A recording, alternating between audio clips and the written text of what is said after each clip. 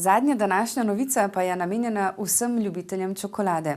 Pozorno pa jo spremljajte tudi gledalci, saj morda dobite idejo za posebno darilo za jutrišnji dan žena.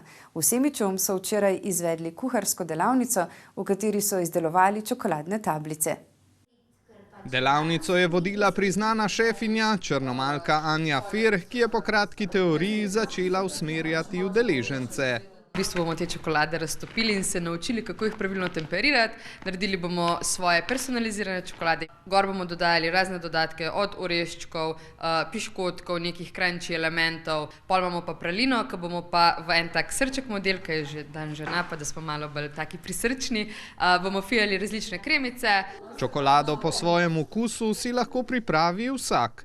Ne bi rekel, da je tako zahtevno, ampak moraš biti pa kar precizen, pa moraš si vzeti dosti cajta, ker to temperiranje, moraš ujeti pravilne temperature. Ja, moraš biti kar potrpežljiv pri temu, ja, ker traja nekaj časa. A za vse dobre stvari ali pozorna darila se je vredno potruditi. Na delavnico z Anjo Fir je povabil Kulturni center Semič. Nekako potreba ljudi, določenih, predvsem mladih, je bila, da bi pa oni radi delali čokolado. In jaz sem zasledila na digitalnih omrežjih naše Anje Firove, da ona to dela in sem jo kar seveda pocukala. A čokolada je kar zahteven kuharski element, saj ima svoje posebnosti.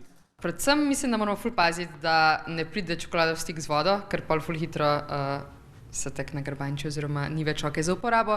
Pa ful moramo paziti na temperaturo pri čokoladi, ker tako jo lahko preveč segrejemo oziroma na napačen način segrevamo in potem mogoče ta rezultat, ki smo ga hteli doseči, ni tak, kot bi mogel biti. Gotovo pa bi brez čokolade lažje živeli moški kot ženske. Imam rada čokolado, si vzamem kako tablico tu pa tam. Pač mislim, da je to res tak lušken poklon, sploh če je narejen od nekoga. Moram reči, da včasih, saj tako mi je mami povedala, da sem vsak dan pojela po 10 dek čokolade. No, zdaj več tako ni to, je drugače, imam pa zelo rada riževo čokolado.